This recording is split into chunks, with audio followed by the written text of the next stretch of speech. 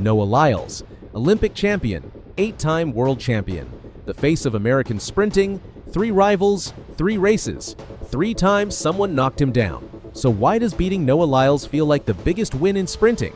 Let's find out. Noah Lyles was born on July 18, 1997, in Gainesville, Florida. His parents both ran track at Seton Hall University, which means speed was already in the family.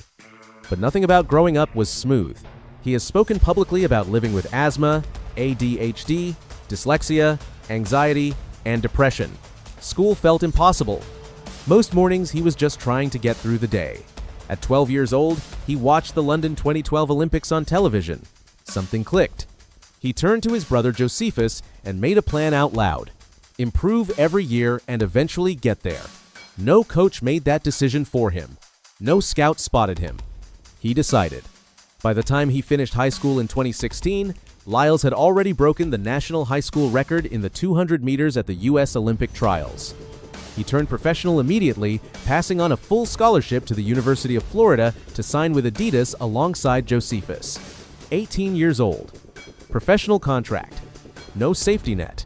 His first senior national title came in 2017 when he won the 300 meters at the USA Indoor Championships at 18 years old.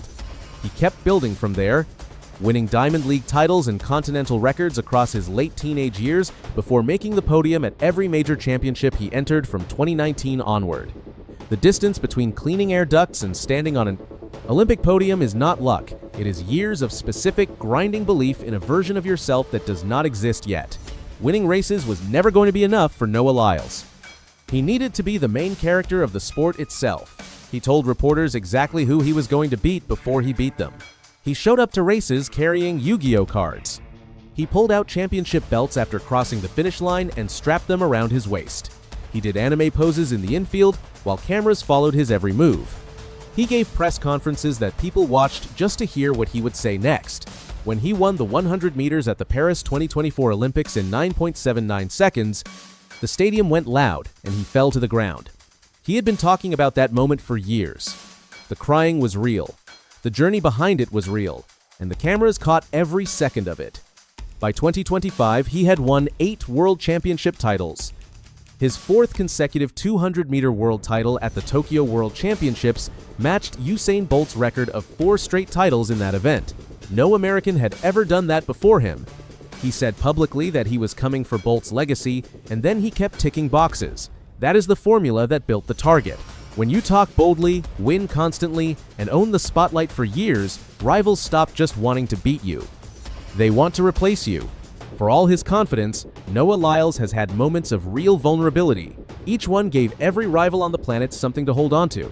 At the Paris 2024 Olympics, Lyles had COVID in the days leading up to the 200-meter final. He ran anyway. Letsile Tebogo of Botswana surged past the whole field and won in an African record of 19.46 seconds. Lyles took bronze. He had just won Olympic gold in the 100 meters that same week, but the loss in his best event hurt. Tebogo, 21 years old, had beaten the man who said he owned the 200 meters. At the 2025 World Championships in Tokyo, an ankle injury pushed Lyles' entire outdoor season back. He competed in the 100 meters with only 4 races at that distance under his belt all year. Oblique Seville of Jamaica did not care about any of that context. The 24-year-old ran 9.77 seconds in the final, with Usain Bolt himself watching from a VIP box in the stadium.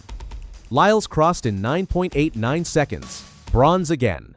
Seville had become the first Jamaican world champion in the 100 meters since Bolt in 2015.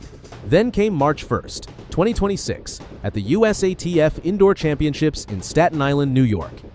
Jordan Anthony, 21 years old, a former wide receiver from the University of Arkansas, ran the 60 meters in 6.45 seconds and finished ahead of Lyles, who crossed in 6.51. Lyles handed Anthony the championship belt afterward, standing in the middle of the track and placing it around the younger man's waist. The grace was unmistakable, but so was the meaning. The man who made that belt famous had just passed it to the next generation. 3 names define the current chase. Letsile Tebogo is the Olympic 200-meter champion. He is 21 years old. He beat Lyles in Paris with an African record, and he is still developing. He has not beaten Lyles in the 100 meters yet, That is what makes him dangerous. A sprinter who has already claimed 1 gold at the highest stage is not someone who shows up hoping to compete. He shows up expecting to win. Oblique Seville is the current 100-meter world champion. He beat Lyles twice on the Diamond League circuit in 2025, in London and Lausanne, before backing it up with gold in Tokyo. After claiming the title, Seville stated on a podcast that Lyles may never beat him again. That is not the kind of thing athletes say by accident. It is a declaration from someone who has studied the gap and decided it is real. He is coached by Glenn Mills, the same man who built Usain Bolt's career. That lineage matters, and Gout Gout is not the only threat inside the American sprint program. Kenny Bednarek, the Pole-turned-American who has finished second to Lyles in the 200 meters at both the Paris Olympics and the 2025 World Championships, remains one of the most dangerous sprinters in the world. He has never beaten Lyles at a global final, but he has come close 4 times now. 1 clean race is all it takes. 18 years old. Australian. Here is what every rival chasing Noah Lyles has to reckon with. He has been in more championship finals than almost anyone in the sport, and he knows exactly what to do when the pressure is at its peak. His American record in the 200 meters stands at 19.31 seconds, making him the 3rd fastest man in history at that distance. He has broken 20 seconds in the 200 meters without wind assistance 47 times, more than any other athlete ever recorded. His 4 consecutive world titles in the 200 meters equal Usain Bolt's all-time record in that event. He won gold in Paris when his foot crossed the line by less than a centimeter. He won his 4th world 200-meter title in Tokyo through a season disrupted by injury. He does not just have speed. He has the specific experience of winning when the whole world is watching and a rival is right beside him. That experience cannot be bought or borrowed. It accumulates over years of finals, and Lyles has more of it than every sprinter currently hunting him. Noah Lyles opened his 2026 season at the Jimmy Carnes Invitational, focused on the World Athletics Ultimate Championships in Budapest this September. In April 2026, he married Jamaican sprinter Junelle Bromfield. His next big test comes in June at the Ostrava Golden Spike against the rising star Gout Gout. His career is no longer just about records. Lyles is the main character of sprinting. He chose the spotlight and invited the rivalry. Now, every opponent specifically prepares for him. They study his start, his acceleration, and his finish. Lyles is no longer racing the clock. He is racing every sprinter who wants his crown. They are all coming for him.